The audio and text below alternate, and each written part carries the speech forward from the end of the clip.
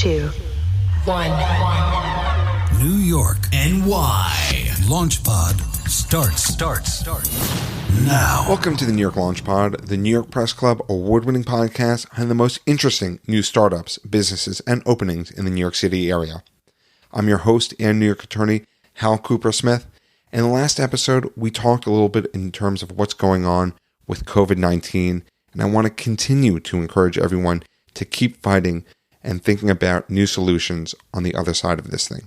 But in the good news section, one of our past guests, Fur, appeared on Shark Tank and got a deal from Lori Grenier.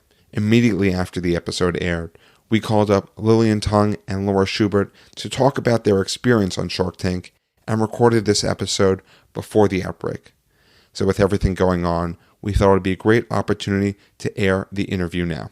So we're back with Fur, and this is a urgent podcast because they were just on Shark Tank. So rather than get them in the studio in person, I had to get them on the line. So welcome back to the New York LaunchPod, Laura Schubert and Lillian Tung. Hey, Hal. Hi, thanks so much for having us. So it is very exciting that you guys were on Shark Tank. I have so many questions about it. First question is there anything that's confidential still about Shark Tank? Absolutely. It's definitely it's quite a process to be involved, and there's definitely things that we are more than happy to disclose and certain things that we definitely are not allowed to. Just production secrets. Okay, so challenge accepted. We'll try to get the most information as possible. But the first question is, why did you guys decide to go on Shark Tank in the first place, and really what inspired that decision? You know, a big part of what we're trying to do at Fur is bring our mission, which is to destigmatize pubic hair and encourage all body hair expressions to everyone we possibly can. And so we thought, you know, what an accomplishment would it be if we could be on, you know, network television. We were on 8 p.m. on ABC on a Friday night to scream the words pubic hair, and also to, again, have the endorsement and recognition of a shark. Where did the idea come from? Laura and that crazy brain of hers, who really understood that, yeah, you know, network TV is such a huge opportunity. But on top of that, also, every time we'd ever really talked to people about our company, from before we launched to the day we launched to even, you know, up until a couple months ago, inevitably someone would say, your product and your brand is perfect for Shark Tank. You guys need to go on. And of course, that percolated in Laura's mind, and the opportunity presented itself. You had the crazy idea, it percolated. What was the process like? How did you even take the first step? Well, I mean, they have an application process. So really, I mean, we just followed the steps. I mean, I guess in that way, it was pretty straightforward. Shark Tank website, there's a thing, you fill out papers, send in a couple pictures of yourself, I think, or whatever, talk to an iPhone. Well, you have the application, but I know the two of you, I'm sure you did a lot of preparation and filling out the application and going into detail. What did you do? Actually, for that application part, I don't think that there was that much preparation needed. But what was interesting was I was more reticent and hesitant about going into this. And so Laura did a ton of prep work in order to make me feel comfortable that it was really the right move. So we were already sometime viewers of Shark Tank, but Laura really, really doubled down on that effort, made sure that we understood, you know, the other types of companies that have participated, really what value add each of the sharks had, who we liked. Obviously, actually, we liked all of them. And yeah, and of course, you know, what are the types of questions? What are the business metrics that they really are interested in? Because at the end of the day, yeah, we're business people and we're going into a meeting with sharks. You got to be prepared for your meeting. Yeah, we really prepared for it as Lillian says, this was a real pitch meeting. I mean, it is. So for the record, it is a real pitch meeting. You go in and meet with people. So of course you need to do your due diligence beforehand. As part of your due diligence, did you watch every single episode of Shark Tank? No, I mean, there were 10 seasons to watch. So I did not get that far, but definitely a few seasons. A few seasons. I've never been down the rabbit hole of Shark Tank. I imagine that there are a lot of resources out there. Was there anything that you found helpful? I mean, honestly, mostly it was just watching the show a lot. And again, to just like, you know, and again, knowing the sharks' investment portfolios, sort of what were they interested in? What, you know, just like any other investor meeting, you want to do your homework and sort of figure out what how can you make your company compelling to these particular investors? So let's talk a little bit about the episode itself. When you made the pitch, your initial proposal was $500,000 for 2.5%. How did you come up with those figures? Because we'll dive into that a little bit more in this interview. Well, I think we explained also on the show that our projected 2019 revenue was $5 million. And so it was, 4 to 6 times valuation. Which is a very commonly available valuation metric if you look at, recent M&A activity in the indie beauty space. So you're revealing your revenues on Shark Tank, and I want to play this clip, which was also pretty revealing for you guys. We're on track to do $5 million this year. Good for you guys. And what is most of your sales? Is it the oil or the other No, it's actually around the whole product line. Why don't you walk us through your margins? Yeah. Sure. Go down the chain. For the fur oil, it's $46, and it costs us $5.34 to make it. I love this business. Wow. And the other products? On average, our line is $37, and it's $7.63 as our average fully absorbed cost. Have I told you how much I love it? Those margins are obscene. So what was it like revealing your margins on national TV? Well, again, this is a real business meeting, and investors need to know the information. We were honest. Again, that's the margin information we shared is very in line with a CPG company, especially a small one like ours. We don't benefit from the economies of scale. Larger ones do, who have even better margins. And of course, that's only for the product. We did not even get into paying salaries and benefits from anywhere to the person who's filling our boxes, to our headquarters, to, of course, all the sales and marketing and advertising and paying all of our content creators. All the additional overhead we didn't even get into on the margin discussion. But of course, yes, we felt like you have to share that information if you're having a real business meeting. And how did you come up with the idea to walk in with sheep?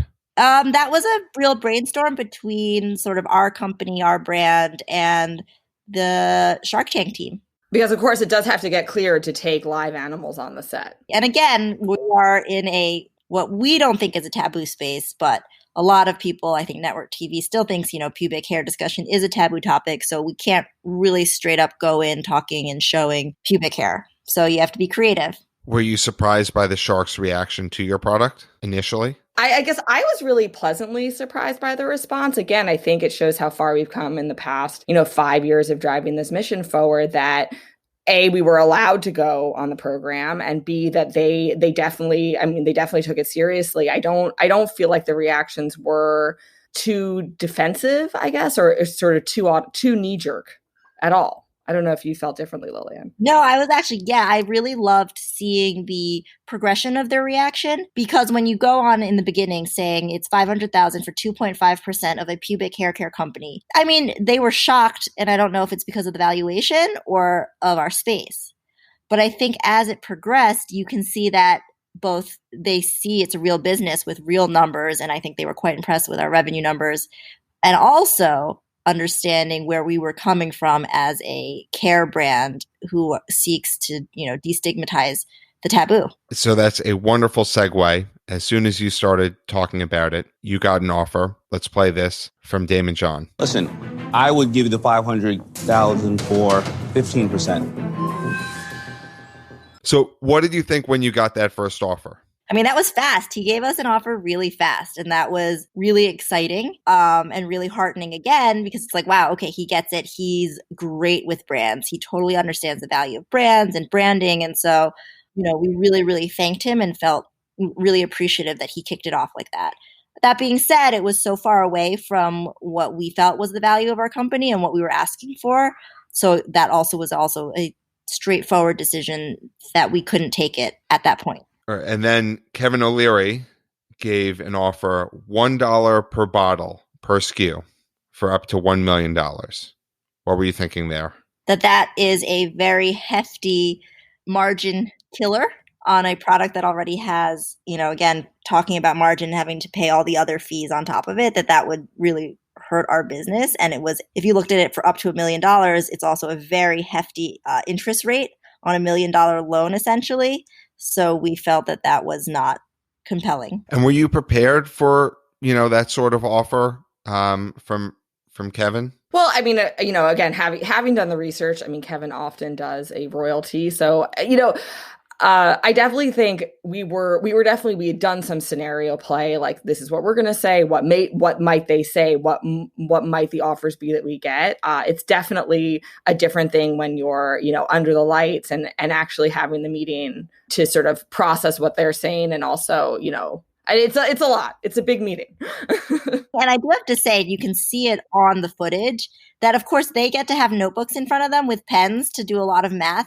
And the entrepreneurs are not that they're not allowed, but it doesn't have the opportunity. So there's a lot more mental math under bright lights. So that is definitely something I'm happy we talked about in advance, Laura. Yes, for sure. But it still was daunting in the moment. I hope we made it look, I hope we made it look more, maybe we made it look more effortless than it felt. It was definitely a challenge. Oh gosh, yeah. Well, you both did phenomenal. And it seems like these offers come fast and furious. And the whole segment, I think, was about 14 minutes. Was the whole presentation to them that amount of time, or like how much time was in between what actually happens on air versus the entire meeting itself? We're not actually allowed to talk about that, but it is a real business meeting. So business meetings in general are usually longer than 14 minutes. Yeah, and it felt like a very real business meeting. Okay, so we've hit the wall. That's okay. So how much time did you actually spend preparing for these? Because you definitely did have the numbers down cold. You should know your numbers cold all the time, whether you're going on Shark Tank or not. So I don't think the numbers portion was too challenging or required a lot of prep. But of course, all the other things do, like making sure Laura and I are aligned on what we want to say, what the pitch is going to be, what the other questions could be about the company and who's going to answer them, etc. And the maximum that you would accept. Absolutely. Did you have any people mock as sharks or role play?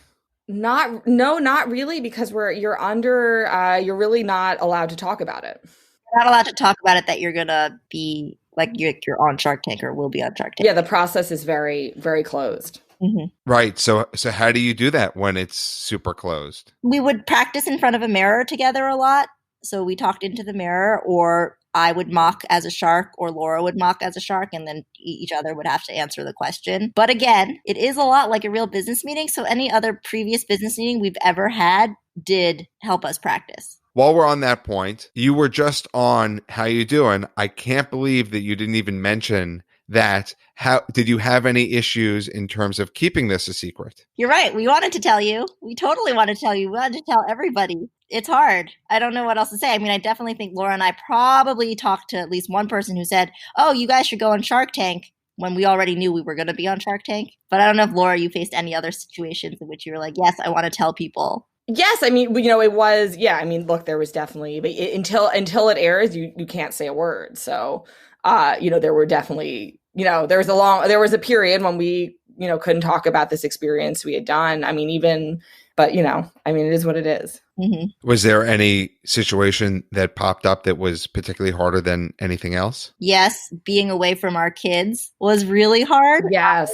At that point had a 4-month-old. This was Laura's first time away from her daughter. And so we definitely called each other on the way to the airport. I was crying and I was like, Laura, I'm so sad. You promised me that this is going to be worth it, because we were away from our kids for like 5 days. And it was like my newborn. So that part I think was the hardest actually for me. I don't know about you, Laura. Yes, I think going away and, it was just a very intense experience, the whole thing, I'd say. I mean, we were together a lot, which was great, but it was definitely this sort of little weird journey that Lillian and I embarked on together.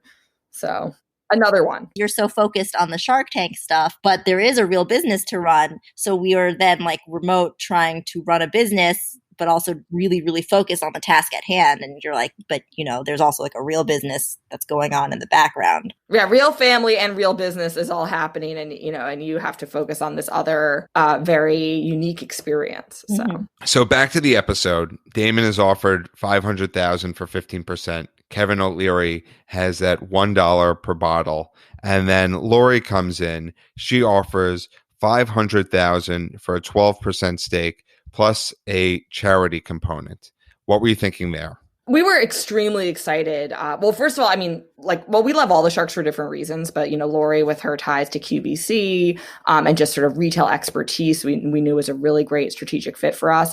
And then the charity component just made the deal even better to us because, of course, we were very aligned on body positivity and, really, really making a difference, which again, as a mission-based company, we felt like that, was a really great mesh for what we were looking to do. Right. But she's offering 12% and you came in at 2.5%. This is kind of that drama moment. You have three offers on the table. Were you thinking that you needed to come up to at least maybe a double-digit percentage at that point? Well, I mean, it's a negotiation. So it's, people come in where they come in. I think at that point, we just sort of wanted to hear, we wanted to hear her out. And, I know we don't have to tell you that, there's always a starting point. There's always a starting point. So then you counter 500,000 for 5%. Did you think that was going to go through?